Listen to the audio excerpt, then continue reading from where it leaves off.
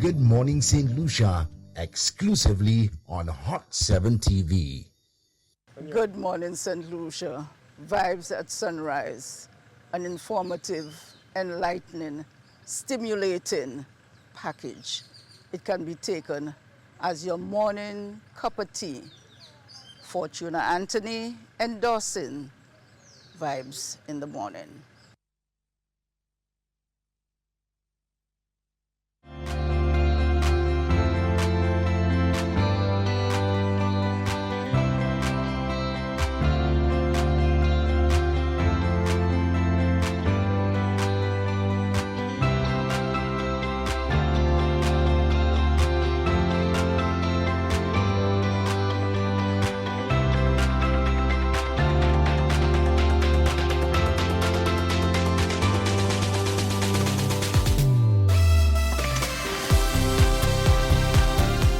Welcome back, and thank you so very much for staying with us on this Monday. Motivation Mondays here on the morning show, Good Morning Saint Lucia, with yours truly, Shannon Lebourne. My very special guest this hour is already standing by.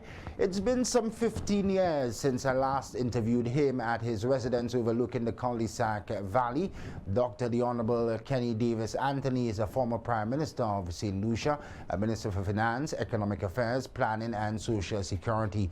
Dr. Anthony has served as Prime Minister between the periods 1997 to 2001 and again from 2001 to 2006. He served as the leader of the opposition from 2006 to November 2011 and again Prime Minister of St. Lucia from November 29th 2011 to June 6, 2016. Three-time Prime Minister for the past 24 plus years, Dr. Kenny Davis Anthony has represented the constituency of Vieux Fort South in the House of Assembly. His early education was at the River Dory Anglican and Library Boys School in the south of St. Lucia, at the Kingston Preparatory School in St. Vincent, and the Vieux Fort Senior Secondary School, St. Lucia. As with many of his generation, he turned to teaching, qualifying at the St. Lucia Teachers College in 1969, where he distinguished himself by breaking records in obtaining 7 distinctions. He proceeded on to the Cave Hill UWI in 1973 and then on to Mona in 1974 to read for the BSSC Government and History, where he again excelled. The rest you know is history. The young at the time, Kenny Davis Anthony, returned to the UWI Cave Hill campus in 1981.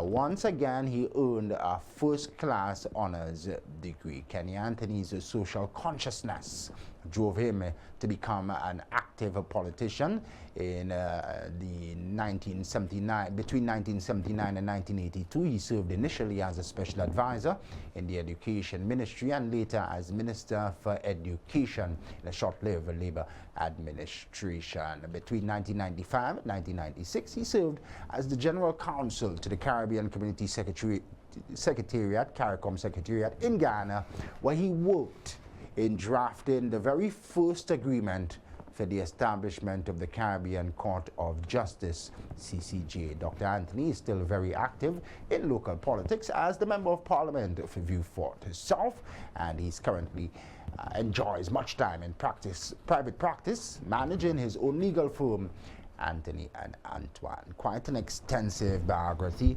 I thought it necessary to go through in its entirety. It's been 15 years since we last spoke over an interview platform. Dr. Kenny Anthony, nice to see you and have you on this morning. Thanks for agreeing to come on, sir. Good morning, Shannon, and good morning to all your listeners this morning. I'm certainly happy to be with you. I haven't set eyes on you in a very long time as well, and I look at you today and you seem to look very different, not the young man that I knew 15 years ago. But good to see you this morning, and I see you are doing well, keeping trim and alive. That's wonderful. Thanks. How are you yourself? All is well with you? I am good. I'm okay. The last few days, of course, have been difficult and traumatic because of the events in Vieux Fort South, which I know we'll be discussing later in the program. Obviously, with age, I mean, you get your moans and groans. I mean, don't forget I'm now 72 years, so inevitably it's going to be a little more difficult to get up in the mornings. Your limbs are going to be stiffer, but There are well-known remedies for all of these things. The key thing is to try to be as healthy as possible, watch your diet, exercise, and of course, follow the instructions of your doctor. So I'm okay. I'm in one piece, as I say, taking it a day at a time. Nice, 72 and still looking sharp. For the benefit of my viewers, Thank you very much. you're most welcome, sir. My producers and team would have been in discussion Recording with in Dr. progress. Anthony for the last week, ever since the Constitution Amendment Bill was tabled in Parliament and passed and approved in the lower chamber. That's about a week and a half ago. Our interest then was to get Dr. Anthony on to discuss and to educate the St. Lucian public on the importance of the move, the ascension to the Caribbean Court of Justice. He would have been among some of the first people to draft the agreement to establish the CCJ many, many years ago.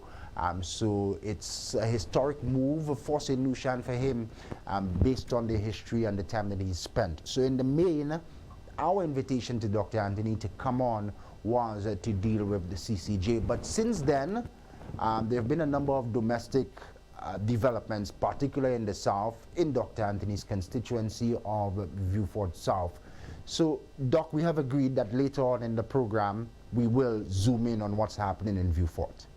Well, certainly, Shannon, and thank you for that opportunity. What I propose to do, of course, is to read a statement that I have prepared. There was a version of it last night on another program, but since then I have added to it because I've had the time to do so. So I would read that statement, and that statement would then be a point of departure for a deeper discussion on the issues currently confronting the constituency. I really appreciate it. But let's start off with the Caribbean Court of Justice. We're not too sure where we are now because it has been passed by both chambers of the Parliament and sent to the Governor General. But last week we get in wind of a legal challenge. Before we go there, explain to the ordinary man and citizen, Dr. Anthony, what is the CCJ and why is it so important for us now, 44 years after independence? Okay. The first thing to bear in mind is that we have a three-tier court system in St. Lucia. First of all, you have the Magistrates Court, then of course you have the High Court, and then you have the Court of Appeal. These courts are all located within our jurisdiction, that is to say within St. Lucia. Although of course the High Court as well as the Court of Appeal is a regional court because they're all part of the OECS Supreme Court, which we share with the other Eastern Caribbean islands. Now, as a three-tier court system, our final Court of Appeal is the Privy Council in England. The Privy Council comprises judges from the House of Lords, that is the upper chamber of the Parliament of the United Kingdom. It has been so for years because UK judges came from the House of Lords. When Tony Blair was in office, he made a change to the structure of the court in the UK by creating a Supreme Court, surprisingly very similar to the Supreme Court we have in the Caribbean, not just in the OECS, but in the wider Caribbean. But nevertheless, we continued with our appeals to the Privy Council as a Court of Appeal. So for example, what will happen in St. Lucia is this. You may have a matter going to the High Court.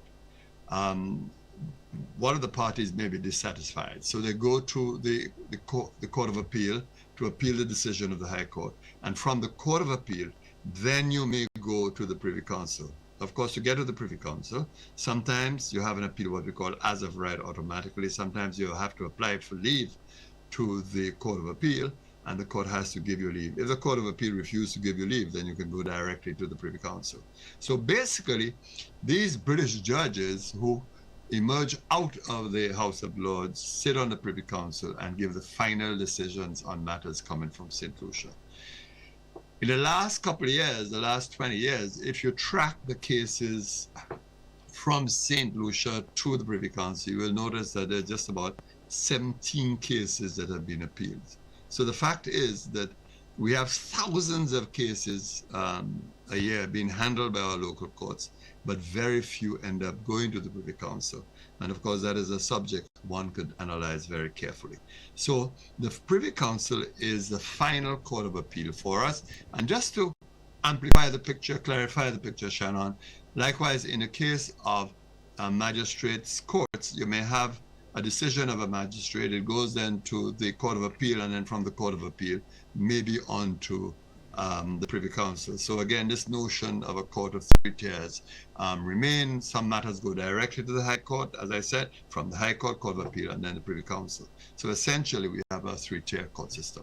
What's your assessment, sir, of the slow pace or the slow turnaround in the domestic cases which leave our jurisdiction to go before the Privy Council? 17, you say, in the last 20 years. Why is that? There are two issues. First of all, the pace of appeals, which is one question. And then the other, Shannon, is a number of cases. The fact of the matter is, if cases are not appealed from the Court of Appeal, that's an indication, generally speaking, the Court of Appeal is doing a good job and litigants are satisfied with the judgments of the Court of Appeal. But you will always get dissatisfied litigants for one reason or another. And I suspect that the number is far lower than the record of dissatisfaction, meaning that a lot of litigants are reluctant to go to the Court of Appeal, to go to the Privy Council from the Court of Appeal because of the sheer cost that is involved. They can't afford it, they can't pay for it. Now, funny enough, those who have criminal appeals have it easier because not only are the courts sometimes very generous to appellants who have committed criminal acts on the basis, of course, that a lot of them may not be able to afford it, but you have lawyers also in the United Kingdom who are prepared to represent such individuals. And the court has a long-standing rule that those who are what they call former poorest, who really are poor and unable, they're not going to deny them access to the courts. But that applies mainly in the criminal domain. In respect of civil matters coming from the High Court or the Court of Appeal and onto the Privy Council is a different issue because you have to engage lawyers, not just in St. Lucia, but sometimes in the United Kingdom, and the cost is huge. And so a lot of persons shy away because they can't afford it. They simply can't afford the high fees, particularly in the United Kingdom, because in the UK, they don't have a fused profession.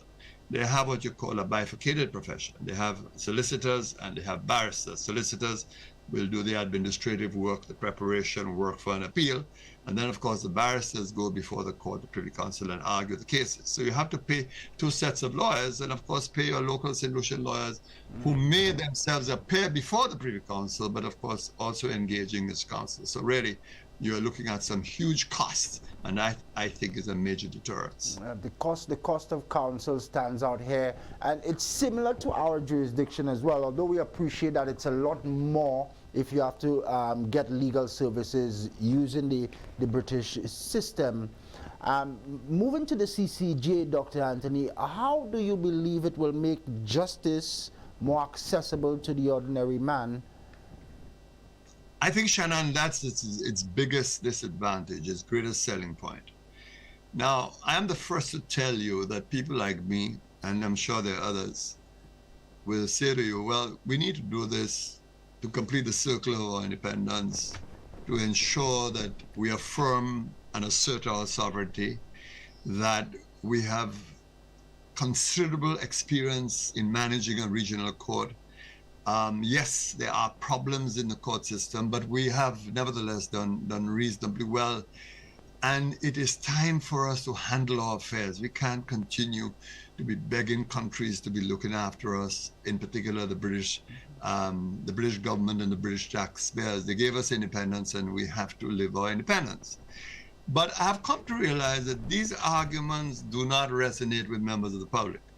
And perhaps that was a weakness in the message that was issued to promote the court. Rather, what we need to focus on is really two key things: protection of the law, that people are deserving of the protection of the law. But you can't get protection of the law unless people have unimpeded access to the courts. And of course, if finance is going to be a problem, then clearly many are going to be denied access because they can't afford it. So really, the selling point for the CCJ, the important consideration is access to justice. And I'm very convinced that with the Caribbean Court of Justice, we're going to get many more appeals from St. Lucia to the Caribbean Court of Justice, because people will finally have a court within reach because of the significantly reduced costs involved in accessing the court. And I think it is very important that we have access to a court that will render decisions all the time, because really it is our final court that is going to give interpretation to our laws, going to give direction to the procedure we employ in accessing justice, and of course will be determining the rights of individuals before the courts. So the key selling point is really access and the possibility of a significant reduction of cost to facilitate those persons who are aggrieved by a decision of the Court of Appeal and want an opportunity to have a final decision made. Dr. Anthony, do you anticipate that many of those individuals would require some form of legal aid because it's a novel profession, but even now some of the fees are beyond the reach of the ordinary citizen? So even within the construct of a CCJ, do you anticipate that a lot of our citizens may require some aid to guarantee their access to the justice that we speak of? I hope someday we can have a discussion about legal fees in St. Lucia. And it's a very important discussion. I'm in practice, as you know. I've been in practice for the last couple of years. And I certainly have a sharper sense of some of the issues regarding legal fees in St. Lucia. And I would be very happy to share with you my own experience. I'm certain other lawyers would be happy to do so, because there are genuine problems in representing individuals in St. Lucia. Yes, some might be a fraction of the cost, but also lawyers have to contend all the time with clients who refuse to pay their bills and deal with issues. But that's another discussion, and today is not the day for that discussion. The deeper issue that you raise, however, is the issue of fees and costs of the Caribbean Court of Justice. The costs are significantly lower going to the Caribbean Court of Justice. I mean, if you are going to go to the Privy Council right now, you have to make sure you have anywhere from $100,000 upwards, not only because of the filing fees before the Privy Council, but of course to pay lawyers who represent you. Earlier on I said you have two sets of lawyers you have to pay because they don't have a fused profession like we do. You have to pay both solicitors, and then you have to pay barristers. And I think, Shannon, you need to speak with some of the local lawyers who have represented litigants from St. Lucia before the Privy Council, and they will give you an idea of what they've had to confront in the past. The fact is, the fees of the Caribbean Court of Justice are significantly reduced. And indeed, there is a rule of procedure for the Caribbean Court of Justice where the court can actually waive filing fees for litigants who apply for such fees to be waived. So that while the litigants may have to deal with the issues of how they're going to meet their costs for engaging lawyers, but the actual costs before the courts in terms of filing their claims before the court can, in fact, decide to waive those fees if there is good reason to do so. And there is a rule that allows them to do so. So the reality would be that persons will have even greater access. And as I said, the important thing about the rule of law, the important thing about justice is to be able to get access and protection of the law, and having that right of appeal and realizing that right. So it's not just a right in theory, but a right in practice is critical and crucial and matters very significantly. Excellent. How then do we explain the seemingly reluctance, Dr. Anthony, of Caribbean governments and our Caribbean territories, some 18 years after its adoption? Good question. Only four countries, St. Lucia now 5, signing on to become full members. Good question, Shannon. It's important not to ascribe one reason to all the countries who are yet to be members of the Caribbean Court of Justice. Some countries are able to accede to the jurisdiction of the court but have not done so. Others have insuperable constitutional difficulties and problems. Now, let's take both. Both Trinidad and Jamaica can accede to the jurisdiction of the Caribbean Court of Justice. Remember that all Caribbean countries do have the CCJ to determine matters pertaining to the treaty that governs the single market economy. The issue, however, is the appellate jurisdiction from courts of appeal in civil and criminal matters to the Caribbean Court of Justice. That's where the issue lies.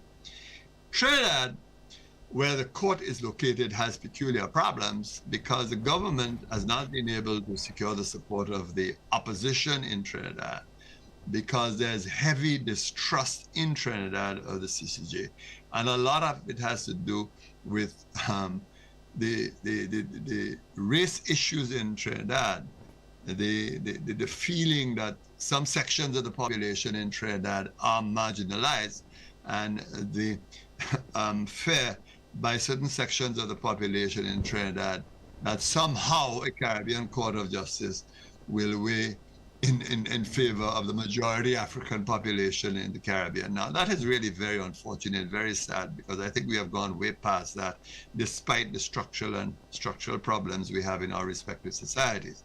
So there is that kind of fear, that kind of anxiety, and it is really very, very troubling and very unfortunate, because one of the reasons, Shannon, why the court was in fact located in Trinidad was to make it easier for Trinidad to access the jurisdiction of the CCJ, but that hasn't happened. And the most important lesson coming out of that, as indeed is the case in Jamaica, it is that unless the government and opposition cannot agree, then it's not going to be a reality. Government and opposition has to agree. They have to sit down at a table and come to common ground. Jamaica, on the other hand, Shannon, has a different problem.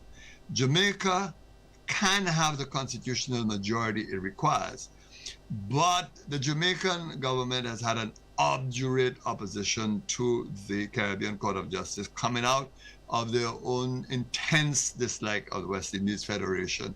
And the current Jamaican government has made it absolutely clear that it has no interest, of course, in waiving its sovereignty, for example, to encourage regional integration.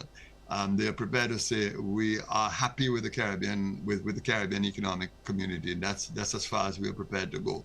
So the real issue in Jamaica is how do you bring on board the current government, that is to say, the Jamaica Labour Party government in Jamaica. The People's National Party have always supported the Caribbean Court of Justice. So you have that impasse between the two, because the argument of the Jamaica Labour Party is that the issue looms large for them and they want a referendum before going on to the CCJ, even if the Constitution may not require it. So that's Jamaica. St. Lucia, Dominica, possibly St. Vincent are in one category, meaning that, as has been argued at Parliament recently when the legislation was considered, the Constitution does not require referenda. Of course, some doubt that, understandably, but that's a legal argument. We can come to it in a few minutes. I think you obliquely raised the point earlier on.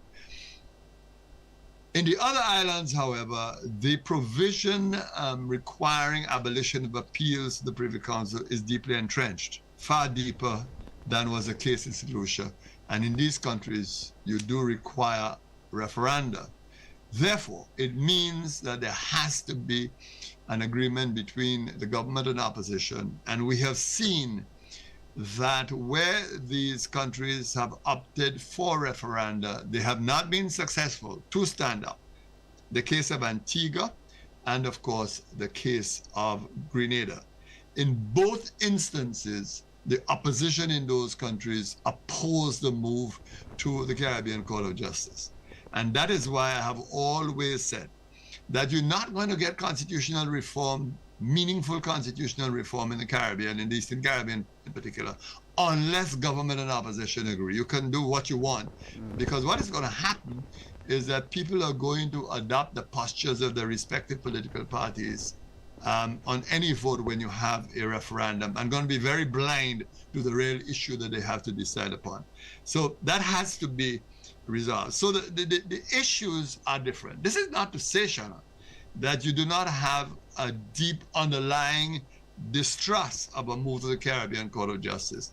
And that's complex, sociologically very complex. There are those who believe somehow that the Privy Council is far removed and therefore are more likely to be independent.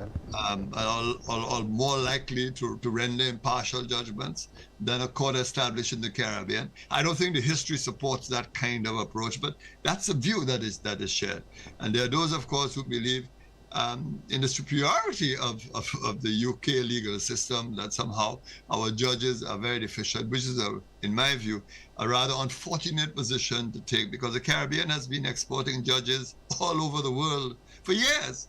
And as I have said before, when countries in Africa became independent, a few of them turned to the Caribbean to supply them with judges. And our own Sadani Alexander became a Chief Justice of Nigeria.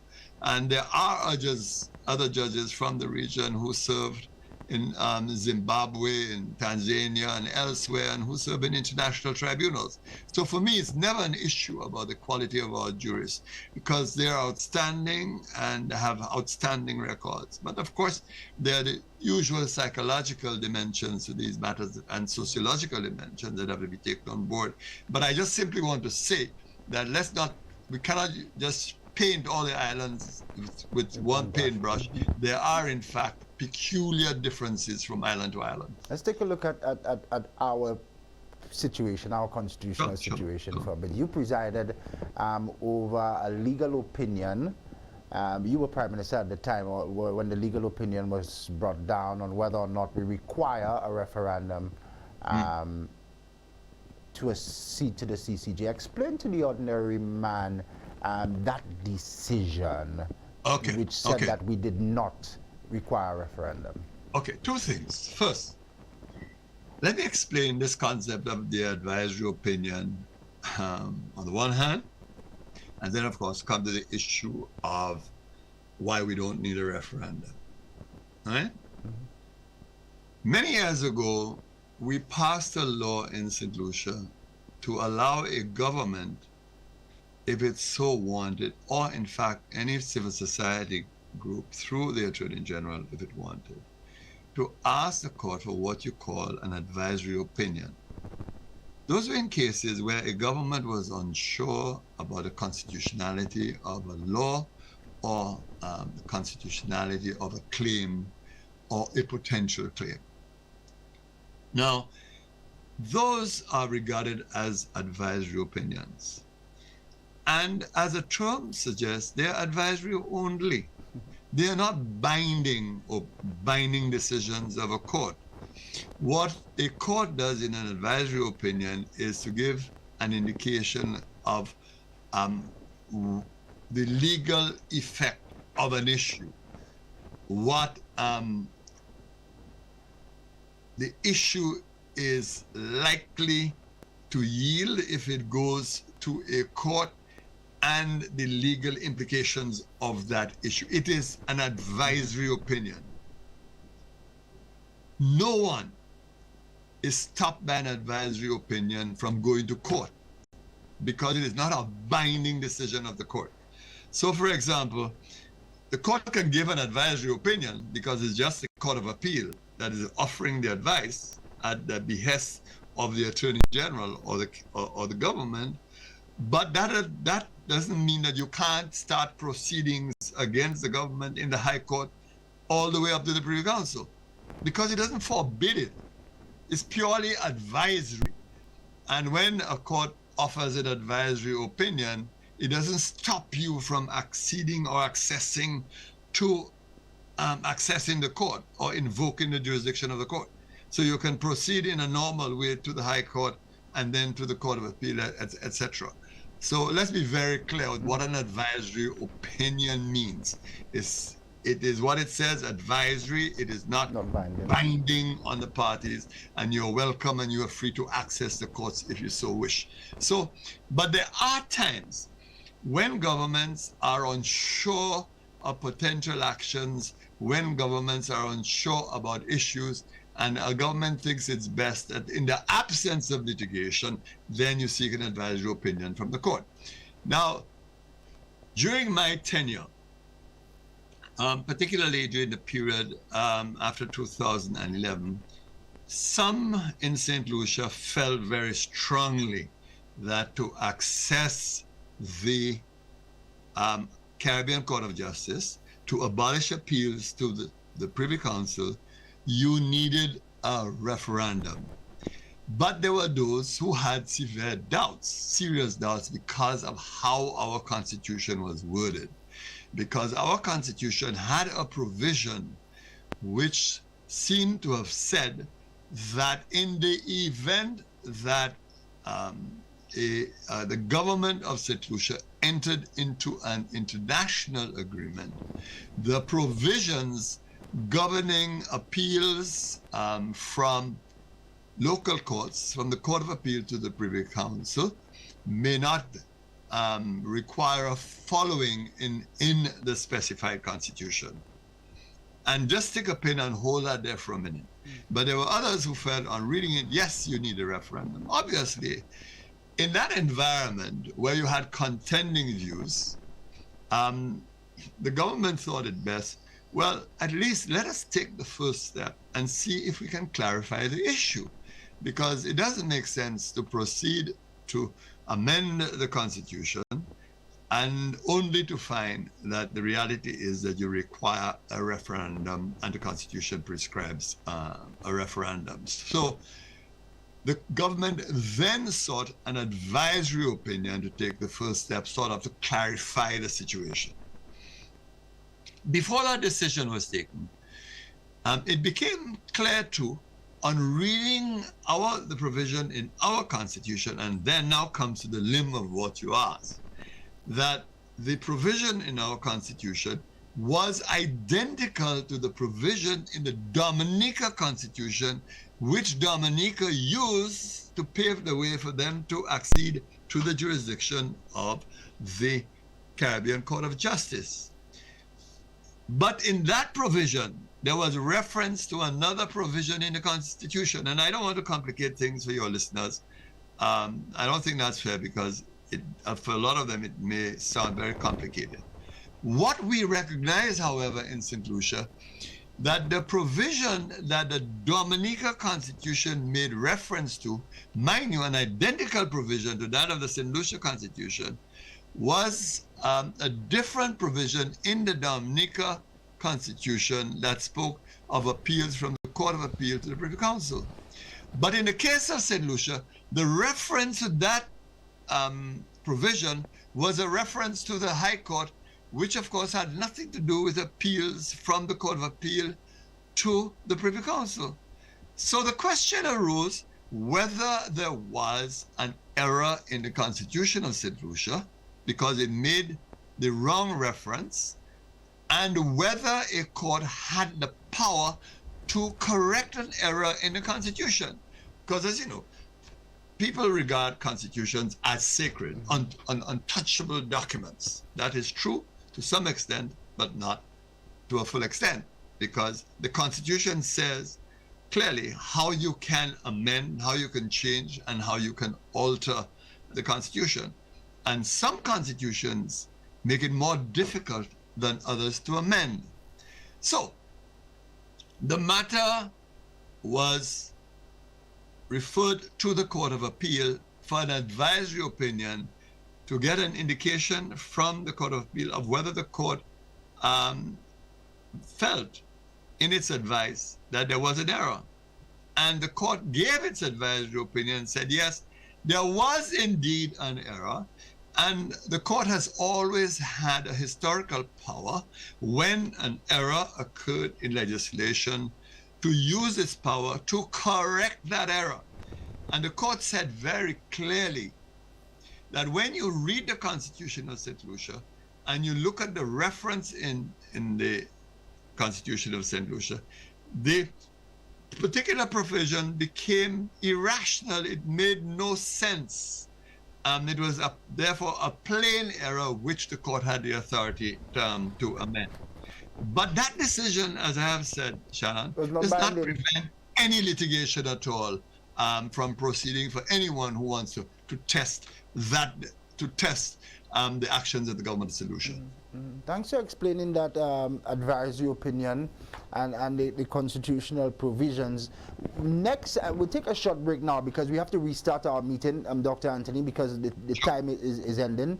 When we come back, I want to ask you, even based on the advisory opinion of the court on the constitutional provision for a referendum or not, given the implications for all St. Lucians and access to justice, doesn't it still make sense to perhaps have brought it to public opinion before acceding? And I'll also come back to get your views on some other matters related to the Caribbean Court of Justice. So stay with me, please. Former Prime Minister Dr. Kenny Anthony, my very special guest this hour. We'll take a very short commercial break. We'll be back in about 60 seconds time.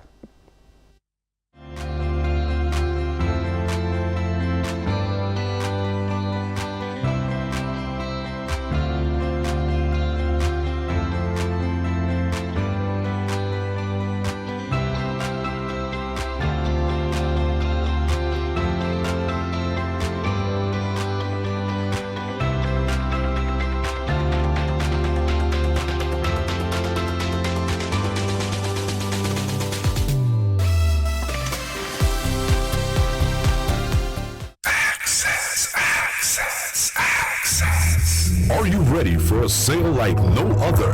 Access, located on the corner of Meekwood and Chilwell Street in Castries, is having a huge 50% off sale on all ladies' clothing and accessories, and 50% off on all kids' clothing, toys, school products, and baby supplies. 50% off! Don't miss out on this incredible opportunity to revamp your wardrobe and spoil your little ones without breaking the bank. Head on over to Access and take advantage of our amazing 50% off store-wide sale. Access, for the moment that matters. Sale starts Wednesday, March 15th at the Castries branch only. Access, access, access. Here's your guide to installing Hot 7's digital antenna. Please note that all TV sets manufactured today have a digital tuner. TV sets manufactured before the year 2005 may not have a built-in digital tuner, and you may not be able to receive our free-to-air digital transmission on Channel 7 to receive our free over-the-air digital HD TV service. Number 1. Plug your antenna into your TV set's RF input jack labeled antenna or cable in. Number 2. You will now have to scan for the digital channel. Please note that all digital TVs are different in terms of scanning procedures. The following is a general guide, but the steps or the terminology may be different for your device. Press the menu button on your TV remote. Go to Setup or Settings. Go to Installation or System or Channels. Go to Scan Channels, Program Channels, Auto Scan, Auto Program, or Auto Tuning. Press Select or Enter or OK to start the scan. When the device says scanning is complete, accept the channels found and close the menus.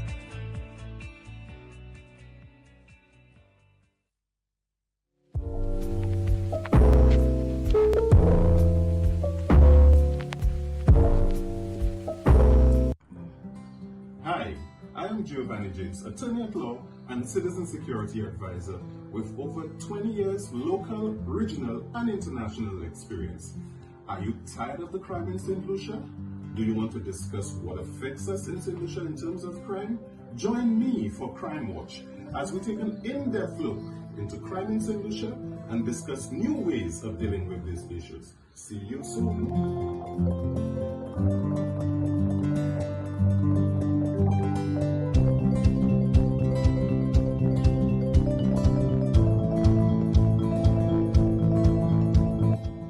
Crime Watch, Wednesdays, 7:30 a.m. during Good Morning Saint Lucia, exclusively on Hot 7 TV. Hi folks, I travel quite a lot and would sometimes be out of the country for weeks at a time.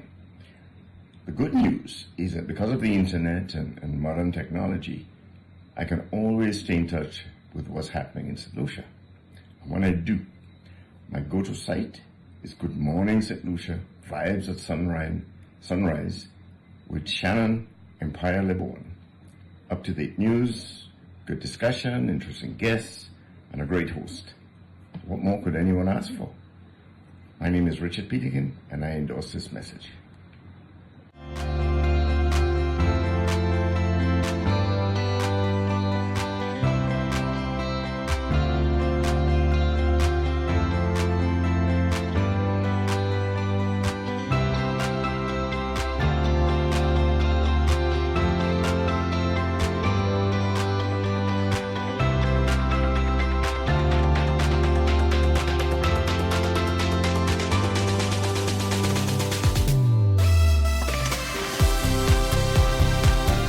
Welcome back. Three-time Prime Minister, senior statesman, the Honorable Dr. Kenny D. Anthony, my very special guest this hour. Dr. Anthony, let's continue along the CCJ discussion for a minute or two more.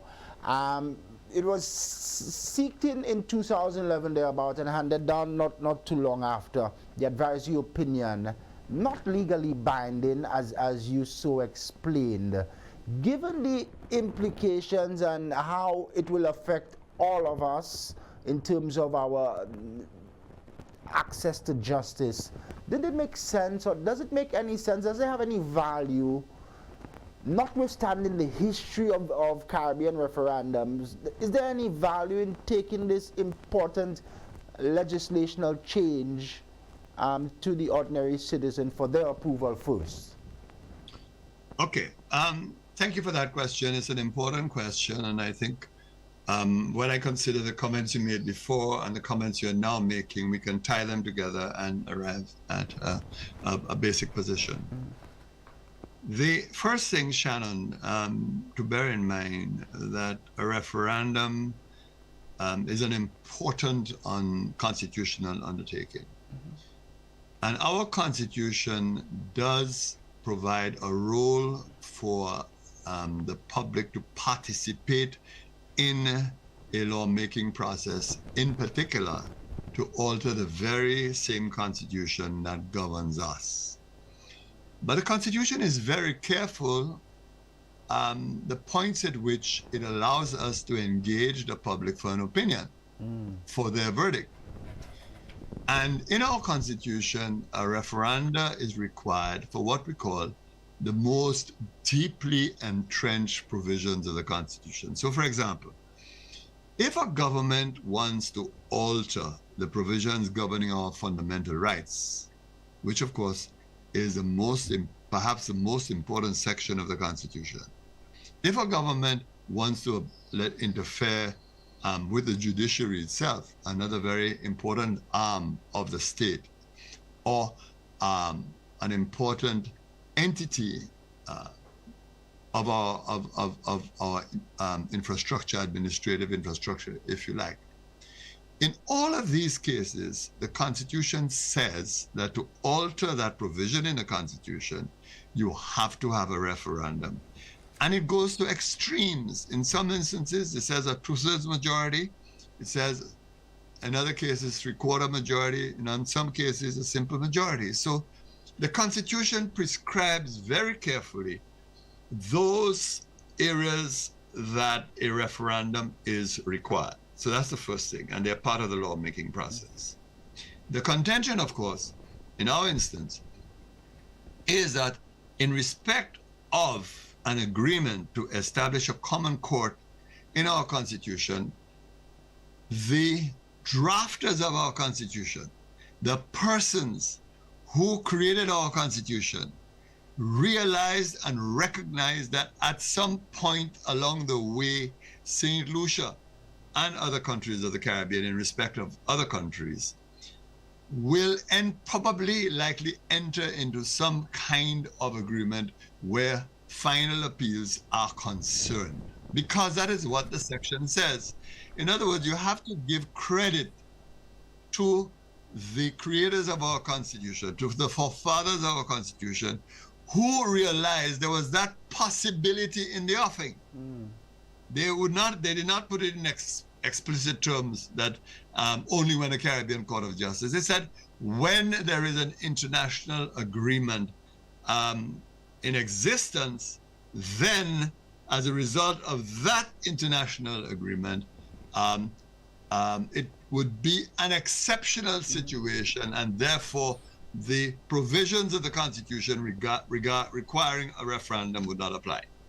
Now, you can view the provisions yourself to discern the language, if you like, because there's someone might disagree with that interpretation, but I can't see how, because the language, in my view, is exceedingly clear. So that's the first thing. The second thing, Shannon, is this. It's a matter of discussion that you raise. Discussion, always welcome, necessary. And in my view, on matters like that, discussion is not just a province of any government. Discussion, too, must be shaped by the media, people like yourself, for example, as you are doing today. Discussion must also be shaped by interest groups, by civil society groups. In our case, for example, the Bar Association. I would say that the issue has been on the agenda for years. I do recall, for example, that during my tenure, the intention of the then government was made very clear in throat speeches. Further to that, of course, when St. Lucia signed the agreement to create the Caribbean Court of Justice, it was a public signing. It was no secret. The entire Caribbean knew that the Caribbean countries were moving in that direction. When the CCJ was launched, again, it was a subject of discussion in St. Lucia and elsewhere in the region. And as I said earlier, we took the precaution then of asking a court for an advisory opinion. Now, if you look at that advisory opinion, you will notice that the Bar Association was represented in the appeal. The then opposition United Workers' Party was represented in the appeal, was represented on the appeal. There were local lawyers who represented their particular interests in appeal and offered arguments for particular positions. So that once this had happened, it was very clear that the ambit of discussion had been widened. The fact is that once that decision was rendered, everybody seemed to have gone quiet. Certainly, the government which I led had signaled to the public that it was moving in the direction of acceding to the Caribbean Court of Justice. And we had, in fact, taken the first step, that is to say, to write to the British government to say that that was the intention of the incumbent government. The problem was that we had a formidable issue. That is to get a requisite majority, because at the time, the then Labour Party had a majority of 5 persons, did not have a 2/3 or 3/4 majority. And the hope was that we would have brought the opposition along, and discussions had been held with the then leader of the opposition in St. Lucia, the member for Castries North, Stephenson King, on the matter. But then Stephenson King was booted out, was removed as leader of the opposition and replaced by then member for Micoud North, Gail Rigobert. The then leader of the United Workers' Party made it very clear that they are not supporting abolition of appeals to the Privy Council, and they would not support any move to the Caribbean Court of Justice. And when the United Workers' Party got into office in the general election of 2016, they put paid to any intention to move in the direction of the Caribbean Court of Justice. Now, I'm pleased, however, that since this government has come in, that they have the majority, but more importantly, they have set up a mechanism for discussion. There is too the issue that our citizens sometimes perhaps do not pay the kind of attention, they don't have the kind of interest. And it's a worrisome thing, because the current mechanism established under the chairmanship of the former Chief Justice, and I know that he's been on your program before, there was a discussion in Vieux Fort, and I could count on my 10 fingers the number of persons who appeared, despite the fact that it was advertised. And same thing I heard in Soufrière, because the issue is not arousing that kind of interest or that kind of passion. This is very, very unfortunate. I mean, people become more interested in the theater of going to court, perhaps. They want to see what happens in a contest if the issue is brought before the courts. But generally, I think part of the problem is that we are not expressing the kind of interest that we should in public matters of that type. And a lot of it has to do with the widespread cynicism that exists in our society and in our country. But that is really very, very unfortunate.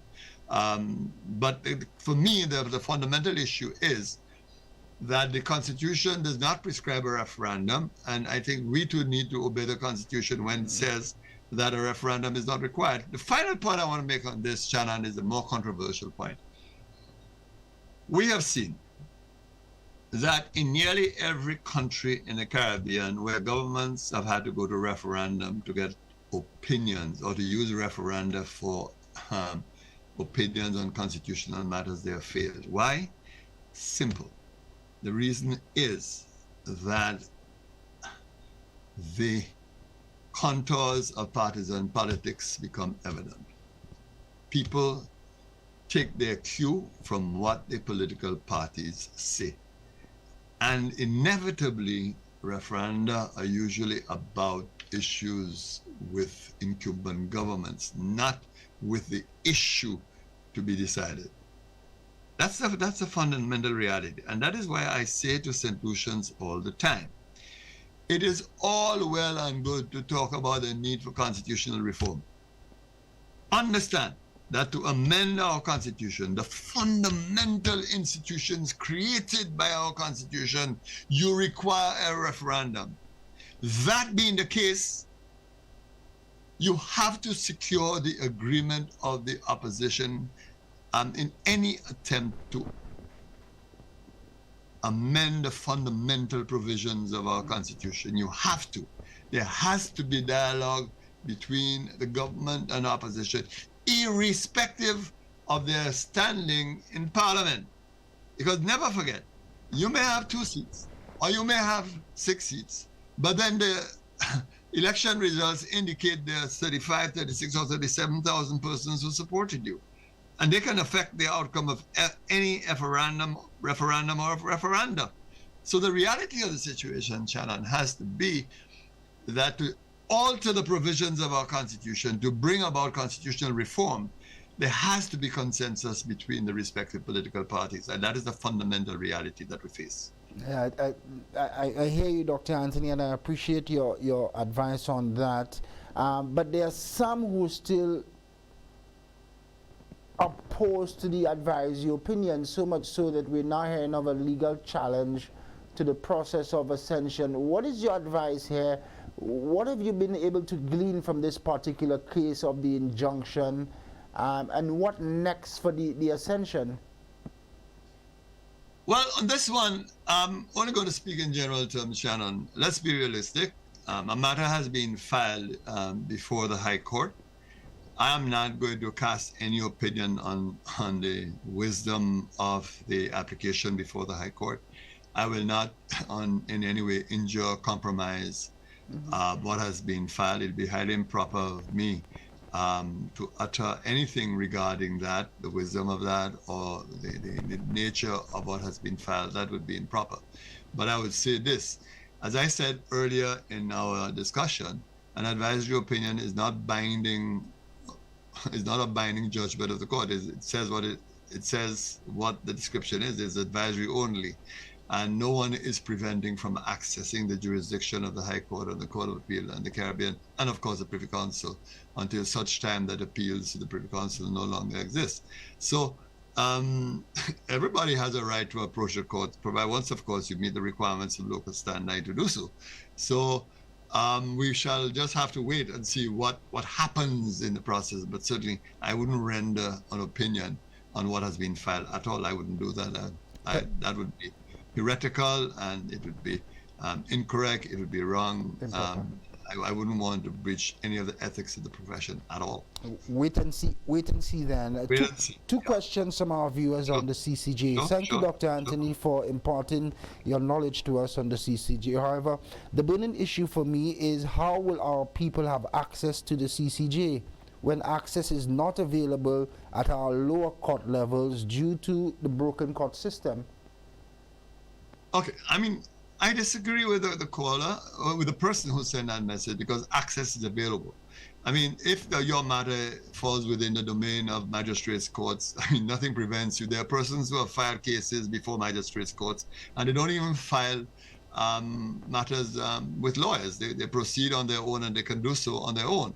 Of course, in the vast majority of cases, it is wise to get the advice of a lawyer. And in any event, your costs and fees before the magistrate courts are exceedingly low. I mean, the charges are not heavy. That doesn't mean everybody necessarily have the money to do so, but the charges are not excessive. The High Court, of course, is a different matter.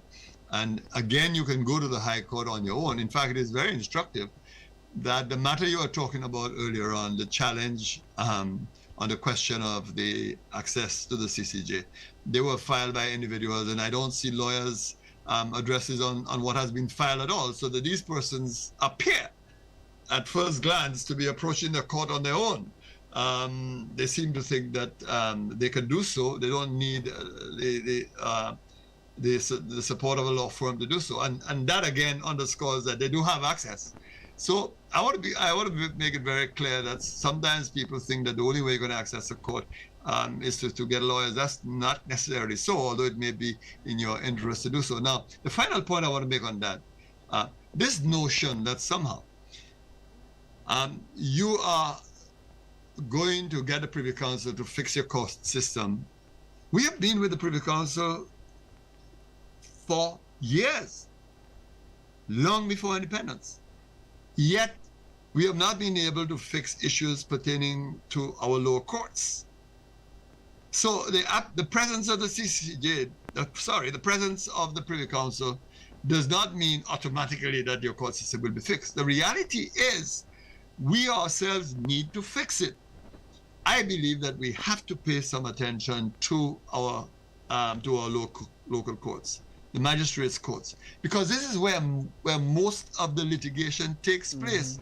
Believe it or not, in any single year, you get 8,000 to 9,000 cases in the magistrates' courts. So we need to update the laws regarding the magistrates' courts. We need to rethink it. We need to make justice more accessible.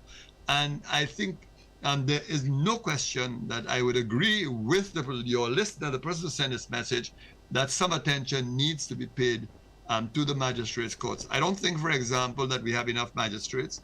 I think, for example, that it may be necessary to have 2 magistrates in each district.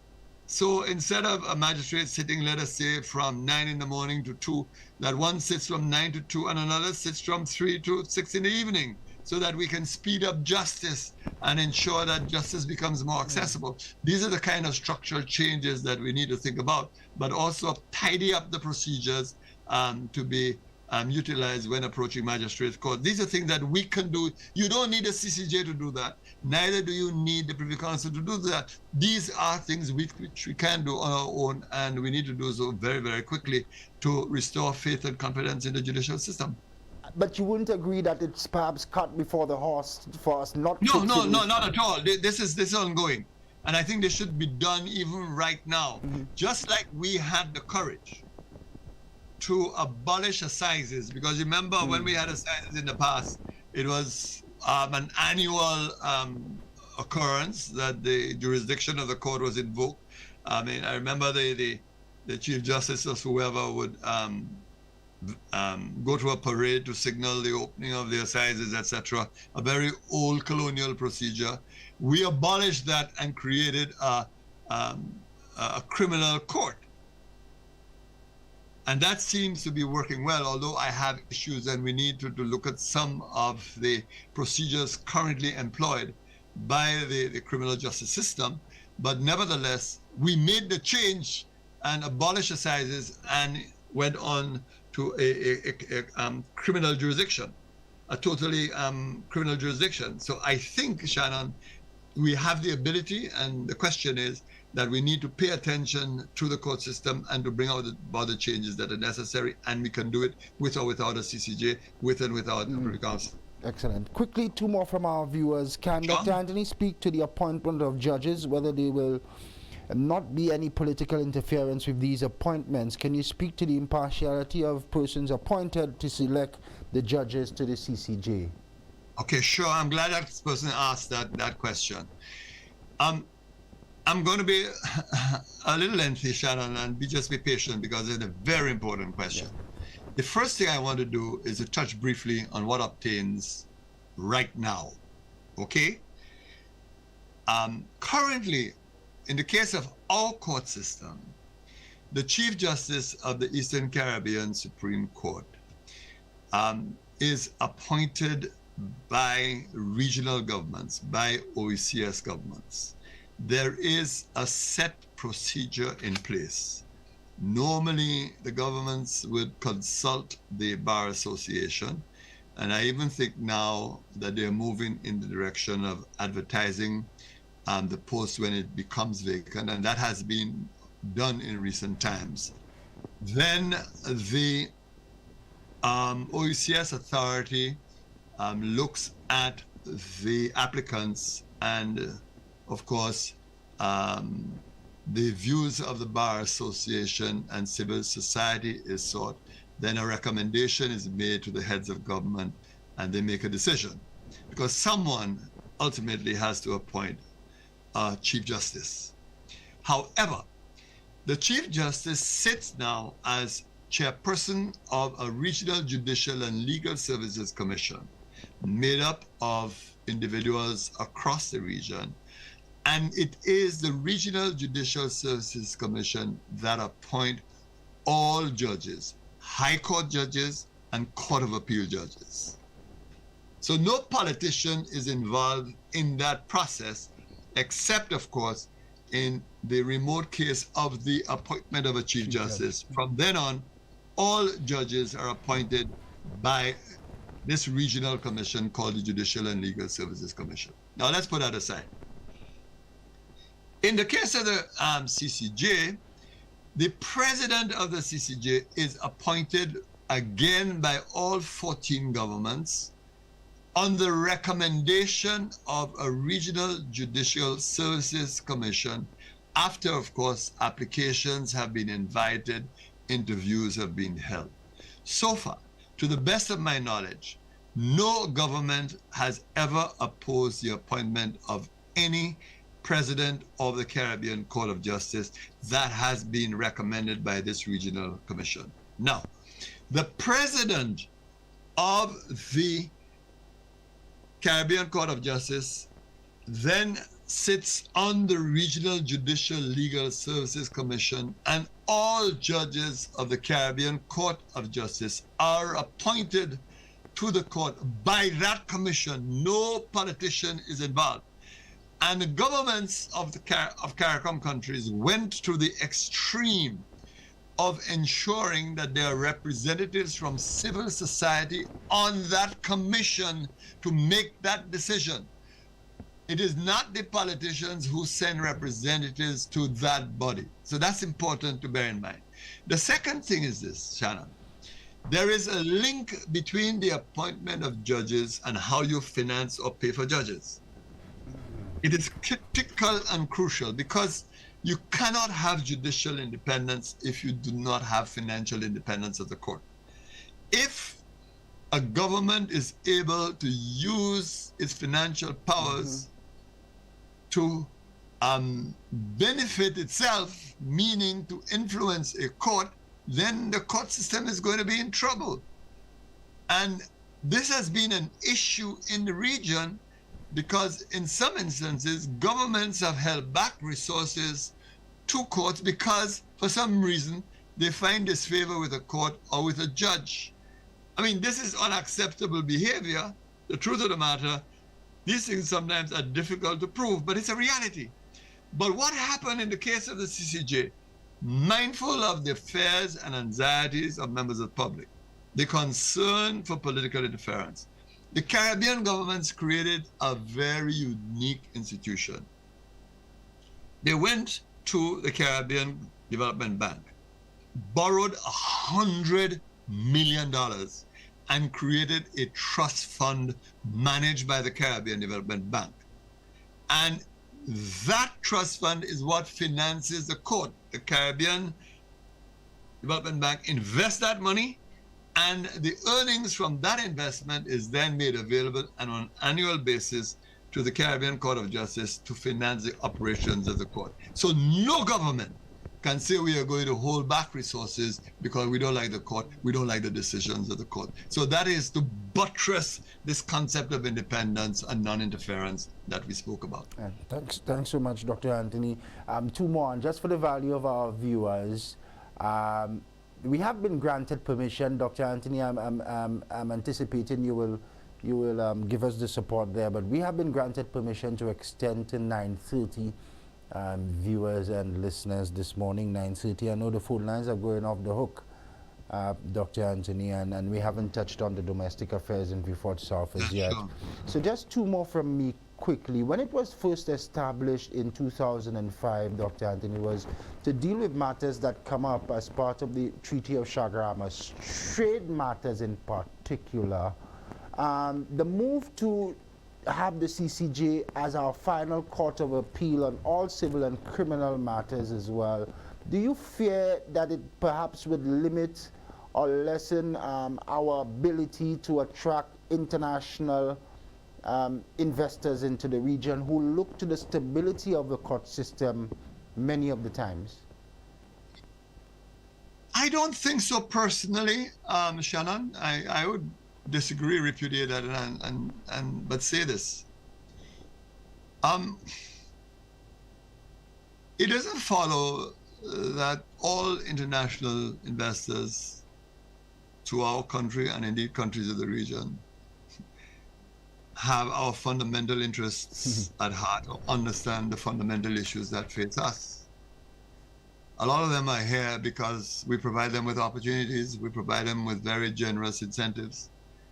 And the truth is, I can quote so many instances where international investors have abandoned us when it is in their interest to do so. You watch what has happened in the banking system with the Canadians, Royal Bank of Canada, Bank of Nova Scotia, when things became rough and they figured they had better interests elsewhere, they left us. And it's not just them. Look at the factories who have come to St. Lucia. They don't stay here if it's in their interests to go to Asia or elsewhere. They leave. And of course, there are some investors, for some reason, who will feel that maintaining ties to the British Privy Council will better serve their interests. But that is their interest, not our interest. And they can't tell us what really has to be our interest. So my point is this, that irrespective of what foreign investors believe, the reality is that all countries in Africa, in the Commonwealth, are establishing their own courts to handle final appellate matters, and investors have survived. So too will happen here. But perhaps the most important point here is this, Shannon, that the Caribbean Court of Justice has, in fact, in some cases, ruled in favor of investors. There are cases from Belize, for example, which it would take too much to have to discuss them with you now, where the Caribbean Court of Justice have ruled against the government of Belize for its refusal to pay foreign investors for investments that have occurred in Belize. And in fact, the judgments were exceedingly harsh. Likewise, the court has ruled heavily in favor against politicians who have abused the trust imposed on them while they were in office. And again, Belize is an outstanding example of that. So the fact of the matter is that our court, the Caribbean Court of Justice, has been fearless, has been unafraid to deal with politicians who have betrayed public trust. And I think rather sometimes than just reacting without information, it will be good for some individuals to check those judgments, tedious as those judgments may be, to see how the court has handled those issues. And of course, I would be very happy at some point to provide those judgments and make them available to see how harshly the courts have dealt with politicians who have abused public trust. So I think that should inure to the confidence that we are talking about in our regional court system.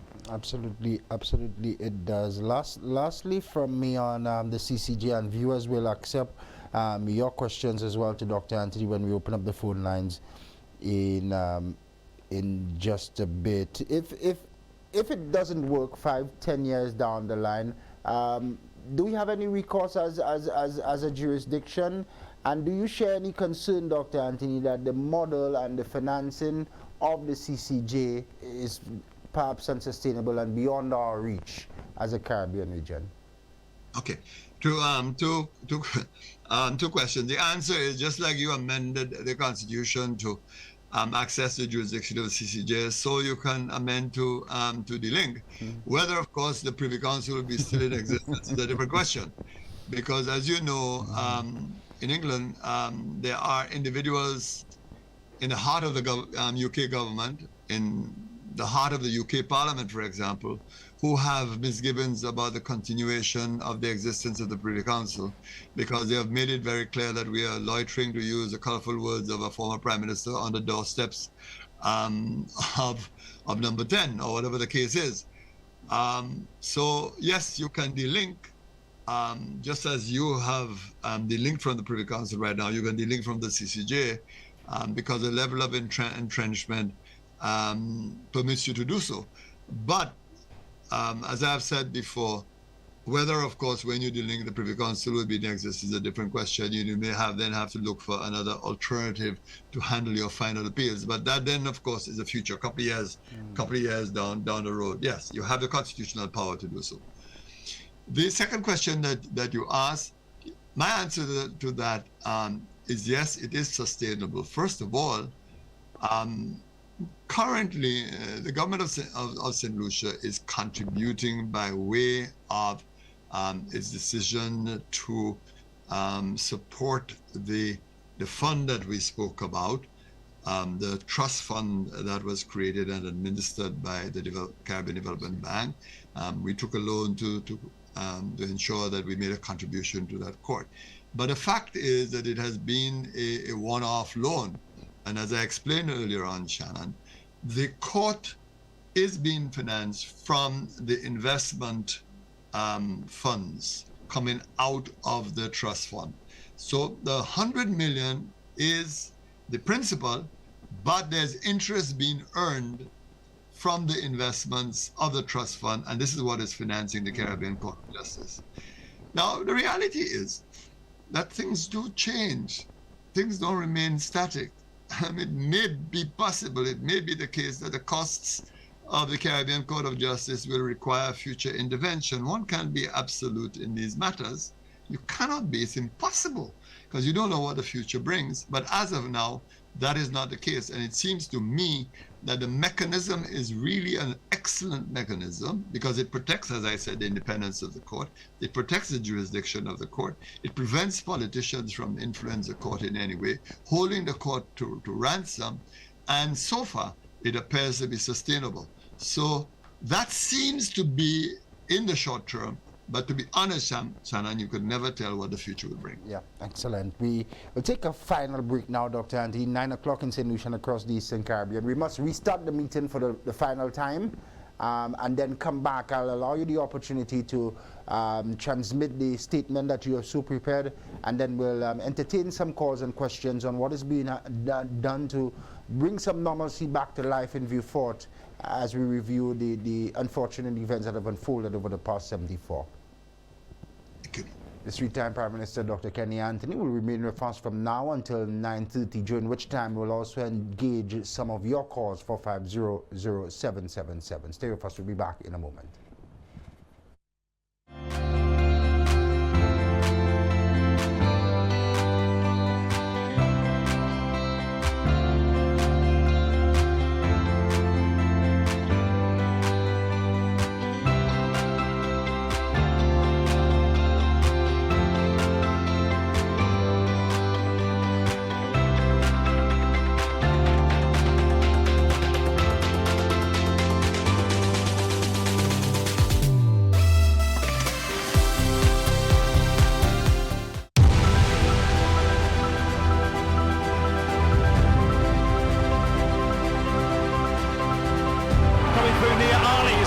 this stage. It's Nia Ali.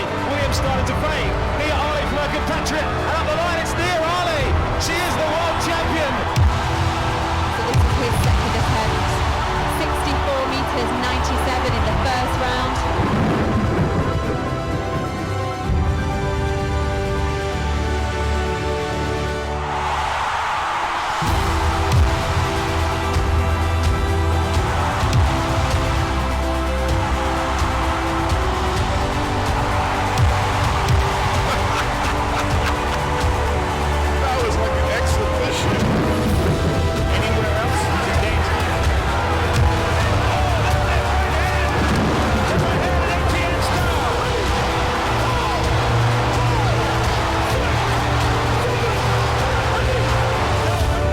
Unforgettable moments in sports. Sports classics during the Hot 7 Nightly News.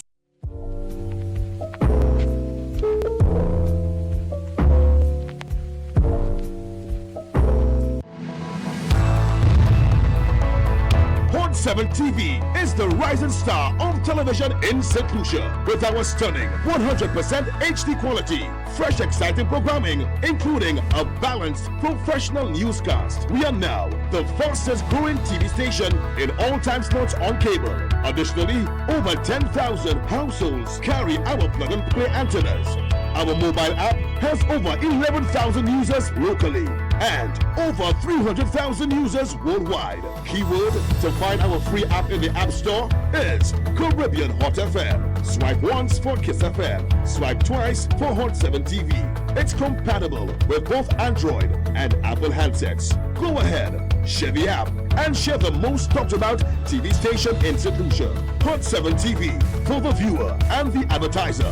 It just makes sense. We watch trending. Hot 7 TV. Catch us on channel 117 Flow, channel 7 Plug and Play, or our website www.caribbeanhot7tv.com and our popular Hot FM app. To advertise on Hot 7 TV, call us at 452-6040 or email us at hot7@caribbeanhottv.com. A fantastic package awaits you.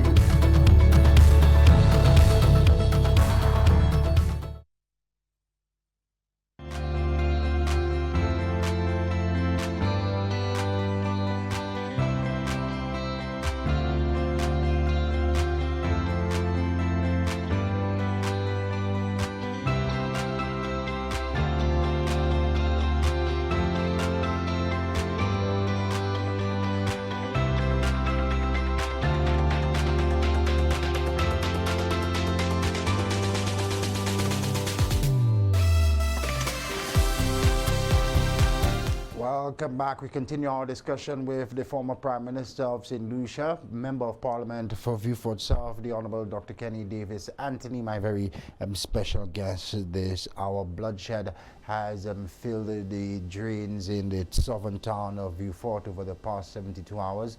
The situation has also left several residents in panic as the police respond to bring some normalcy back to the southern town. Dr. Anthony has been the Member of Parliament for well over 24 years. Things have changed, sadly. I'll allow you now to transmit that statement, and then we'll have a discussion, entertain some calls as well from our viewers. I want to thank you, Shannon, for the opportunity to make this statement. I should point out that there was a version of that statement last night on another program, but I've had the opportunity, of course, to review that, and this an amplified statement. But I think it's important to share the statement with your listeners to provide a broader context of some of the issues that we face, and of course to allow some understanding of what has occurred. So I thank you for the opportunity, and even if the statement is lengthy, I think it's sufficiently important that it be shared. So thanks again. Let me start now. Make no mistake about it, what occurred in Vieux Fort South in the past few days is unprecedented. This is not the first time that murders have been committed in the name of gang warfare, rivalry, and retribution. But this experience is different. What is different is the calculated murder of parents of persons who are alleged to be members of gangs in the community. These murders have been committed in the name of revenge. In the past few days, of the persons who have been slayed, 6 of them were parents of individuals who are alleged to be members of gangs or associated with gangs. Never before has this happened on such a scale. It exposes a level of callousness and barbarity never experienced before in Vieux Fort, and I dare say in St. Lucia as a whole. We have read about such murders occurring in neighboring countries, but somehow never thought that it would happen here in our own island. What occurred is incomprehensible, beyond the realm of rationality and sanity. Parents who reside in one part of Vieux Fort have become victims simply because they have children alleged to be gang members residing in another part of the town. These murders will leave anguish, incalculable pain, and deep wounds in the community. The question now is this: how do we heal our community after this experience? As a first step, possibly after the funerals have been held, I plan to meet with the families of all the victims. Quite often we forget them, their pain and anguish. I will need the support of the churches, civil society groups, and anyone trained in counseling to deal with the issues of the type confronting my constituents at this time. This experience may well be a watershed. I suspect many more will understand the need to dismantle the gangs and disarm the individuals who carry guns.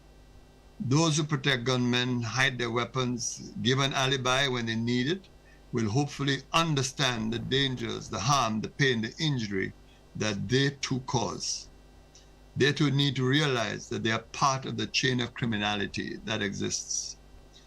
In other words, I am hoping that what has happened will unleash a torrent of revulsion and rejection of crime as a way of life.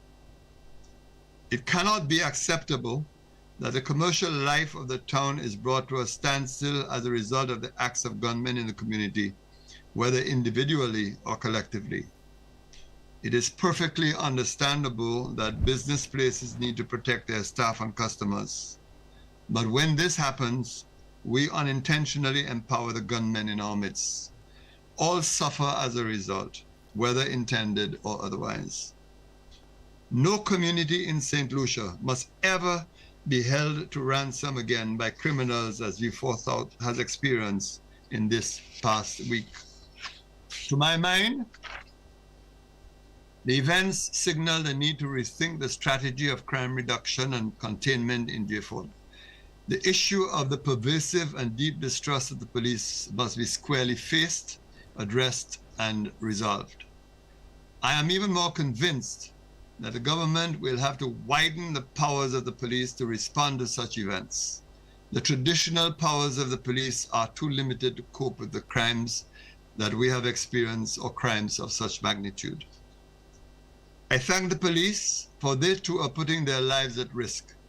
They're on the front line, facing sophisticated firepower and weaponry. They too have families and children to worry about. The past few days have been difficult and traumatic.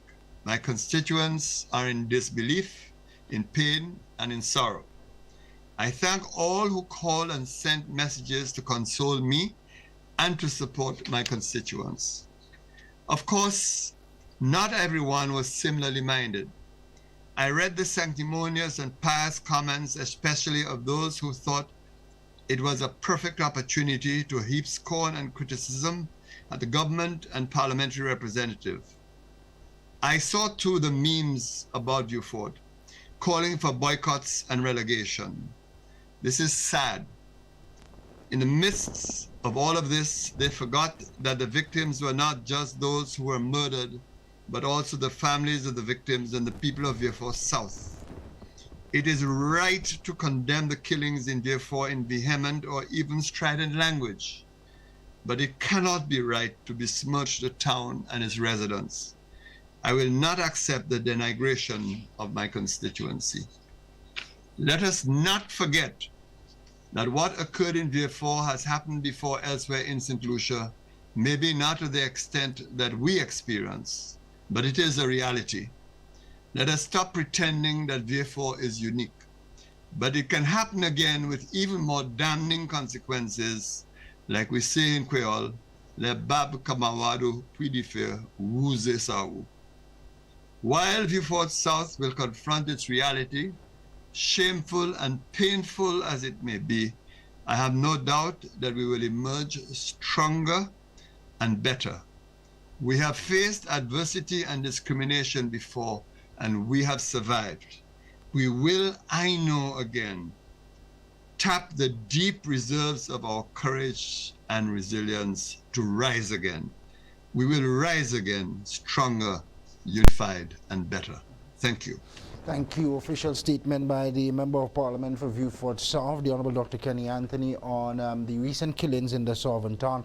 We open the phone lines right now, 4500-777, 4500-777. Entertain some questions and comments from you, viewers, to the broadcast this morning. Dr. Anthony, as we await some calls, do you get a sense that what unfolded in Vieux Fort, very unfortunate, is perhaps the results of us as a society not paying attention to some of the underlying issues and some of the underlying activities in the Southern Town? But before your response, we have our first call. Good morning. Thanks for calling in. Good morning, caller. Yes, Shannon, good morning, and good morning to Dr. Anthony as well. Good morning. Just so that Dr. Anthony is able to hear the callers, can we put him in the monitor, please? Continue, caller. Yes, Shannon. Dr. Anthony made a very interesting point in that he indicated that the Constitution makes provisions for fundamental rights and that those rights are entrenched. I would want to find out from him whether he believes as well that the provision to enforce those rights are entrenched. And if they are, why does he believe that the Constitution would allow the Parliament to interfere with those provisions without the involvement of the people? He also spoke to the opinion by the court and said that it does not bind the High Court and so on. But I'd like him to tell me, where does Parliament get the authority to pass a law to cause the Court of Appeal, which is an appellate court, to interpret the Constitution to the exclusion of the High Court, and that the High Court would simply disregard or not be swayed by that opinion? So let him give the general public some information in regards to that, because by virtue of the Constitution conferring original jurisdiction on the High Court, to send the attorney, to have the Attorney General ask the question of the Court of Appeal would mean that the Court of Appeal would be acting outside of its jurisdiction, because it can only deal with matters coming out of the High Court at this time. Yeah. Let him answer this question, please. Thanks so much, caller. Dr. Anthony, were you privy to the caller's comments? Thank you. I was Shannon. But Excellent. when I started this program with you, and by the way, I want to thank the caller for his questions. I wish I would meet him in another arena to deal with his questions, yes. But today one has to be circumspect and limited. But when I started this discussion, I made it very clear that I am aware that an action has been filed before the High Court, and things that are filed as a matter of public record. I've had the opportunity to read the application before the court, and the issues that the caller are raising are the precise issues to be determined by the court to which they have applied. Mm-hmm. And therefore, what the caller is really asking me to do is to pronounce on an application before the court.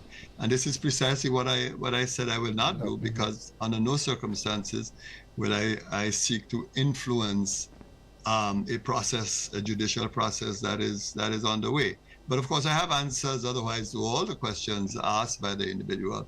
It is just that I believe that it's highly improper of me to address a matter that is sub judice and to answer questions for which the caller may know. And I mean, I have to say that the caller was eloquent.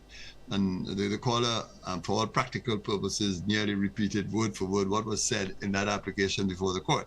So I can't accept that bait for the reasons that I have stated, and under no circumstances would I want to pronounce on precisely what is being argued before the High Court now. Thank you so very much. Let's take another one. Good morning. Thanks for calling in. Good morning, caller. Is the caller with us? Hello? Yes, good morning, sir. You're live. Quickly, with your contribution. Yes, good morning, Shannon, and good morning to your guest. Morning. Just two questions. Well, the first one is concerning the matter that is put forth by both opposition and for, insofar as access, easier access by the St. Lucian people. The cost, Dr. Anthony did mention, he gave an approximate figure to I'm not able to hear at all. Okay, I guess Shannon will always be able to. Can we put the caller in the monitors? Thanks. Go ahead, caller. Okay, I'll have to start again. The case by both opposition and for, insofar as the ascension to the CCJ, is the cost. Dr. Anthony ventured to give an approximate cost to go to the Privy Council, but he said it will be exceedingly cheaper to go, but he didn't give any figure. I would appreciate if he could give a little dollar value to it so that people could have a better sense of how much more affordable it is. That's question one. And question two would be, on a political platform, Dr. Anthony made a statement that there would be no peace in Vieux Fort South. I just wanted to know, how does he feel about that statement now, or if he believes that it's probably time to probably retract that statement, because they do say the power of the tongue, the power of the word could be very powerful. So if he believes that maybe that was an error in retrospect and would want to retract that statement at this time, given the kinds of stuff that is happening in Vieux Fort South right now. Thank you very much. Thank you, caller. Dr. Anthony? Of course, Shannon, my pleasure to respond, especially to the second set of comments made by that caller. And of course, I relish opportunities like that to do so. But let's take the first one, perhaps the most important one. He says he wanted to get an idea of what the cost to the Privy Council has been. I can give you some idea, give our listeners some indication. Now, bear in mind that when you are dealing with court matters, there's what you call interlocutory matters, and then there's actually the actual hearings themselves. Interlocutory matters normally refer to the procedures involved in filing a case, accessing a case, etc., approaching the court. We call these matters interlocutory, and there are rules governing such matters. And then, of course, there's actual hearing where the barristers or the attorneys argue before judges. In the case of the Privy Council, to file an interlocutory matter is just over £700. And of course, at today's rates, we might say that we might be dealing upwards or around $2,800 for an interlocutory matter. To file a financial matter, a monetary matter, you're talking about £5,200 in total. And as you know, sometimes you have to engage agents in the UK, usually solicitors, to handle procedural matters for you. And just for one day, you can be charged £2,500. Now, one good thing that has happened, Shannon, in the last couple of years, and of course since COVID, has been Zoom. As we are currently doing now, we are using Zoom to deliver this program to your listeners.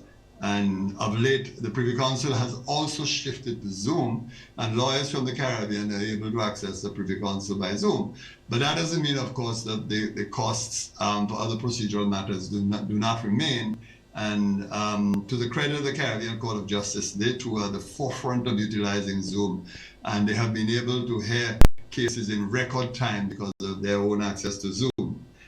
But I think on a matter like this, the best information comes from St. Lucian lawyers themselves who have appeared before the Privy Council. And there are several lawyers who have appeared before the Privy Council. I mean, for example, Mr. Peter Foster has appeared before the Privy Council. I mean, he's one. Mr. Dexter is another. Queen's Counsel, Mr. Dexter, is another who has appeared before the Privy Council. Mr. Foster's brother has appeared before the Privy Council. I mean, I've appeared before the Privy Council in my earlier days as a lawyer, but of course I didn't have to deal with the issues of cost at the time. But I'm just saying that they're the best examples, and sometimes solicitors' fees alone for the filing and then the administrative management of the matter could cost anywhere between $65,000 and $75,000, and appearances by barristers could be upwards of $100,000. I made a point earlier in the discussion that persons who have criminal cases on appeal, sometimes they don't pay because the courts waive fees for such individuals, and quite often these individuals have lawyers in the United Kingdom who are of course pursuing the objective of ensuring that there's no hanging, and they provide free support to these individuals. Now, in the case of the CCJ, so contrast that with the CCJ. In the case of a CCJ, an application for special leave to appeal is US dollars only $250. For civil cases that consumes less than 1,000 pages, the filing fee is US $250. For civil cases that consumes more than 1,000 but less than 200 pages, the filing fee is US dollars $750. So the cost depends on how much the volume of the case, what's it called, the amount of paper. So for a civil appeal, for example, that consumes more than 2,000 pages, and that is, of course, for the high end of the scale, the filing fee payable is US dollars $1,200. So you can see that the costs are considerably less. The point is, no litigant will ever pay more than US dollars $1,200, and of course, US $250 if you require special leave. But bear in mind too what I said earlier on, that the court has a power to waive fees some of these fees. Reserving cases. Yes. So in fact, all of these fees might be waived by the court on an application to the court. So you can see the sharp contrast. And finally, now, go ahead, Dr. Anthony. I was about to refer to the second limit of the question. Part, that's where I was going as well. Yes. Yeah, I'm happy to answer that. You know, part of the tragedy of this country is the way we all love to take things out of context, don't we? So we quote a statement but never provide the full context. Maybe if I had a discourse with the individual concerned, I would have said to the individual, why don't you repeat the whole statement in the context? Why don't you repeat the statement in the entirety of what was said at the time? What was in issue at the time was clearly the agreement that had been made in respect of DSH. And what was in issue at the time was acceptance of that. And when I made my statement, no peace in Vieux Fort, that statement referred specifically to the continued demonstrations, to the continued action by the people of Vieux Fort to express their opposition. Yeah. And by the way, the very same constitution that is invoked also allows the people of Vieux Fort, or allow the people of Vieux Fort to demonstrate against DSH. And DSH has remained a fundamental problem for the people of Vieux Fort. And that statement, no peace in Vieux Fort, meant no peace in respect of DSH. Yeah. So for those whom it is convenient to take this and now extend it beyond that, I guess that is part and parcel of the new wave of social media. And of course, they believe that somehow is just politically appetizing to do so. The cut and paste wave always replies to those things. So cut and paste wave of social media. Absolutely, cut and paste. You put it so right. I want to thank you for clarifying. I want to thank you for coming on. I'll do this only live because of our long-standing relationship, Dr. Anthony. I want to invite you to come back on. I don't think we have sufficiently dealt with the domestic matters in Vieux Fort, and we didn't get an opportunity to engage a lot of our calls. So it wouldn't be this long, but again, perhaps another 60 minutes tomorrow. Sure. Tomorrow is a bit difficult for me. I have Parliament tomorrow. Okay. There's a sitting of Well, Parliament tomorrow. Shannon, I'll be happy to come another occasion to discuss ideas we'll check the schedule. emerging out of this discussion. I want to thank you for the manner in which you conducted this. I will tell you, I was very, very happy. I think you allowed a lot of latitude. You explore the issues. This is good. And I think obviously this will benefit your listeners, whether of course they agree or disagree. And I want to thank you particularly for the opportunity to read out a statement in respect of the Vieux Fort matter. So thank you once again, and I want to thank all your listeners.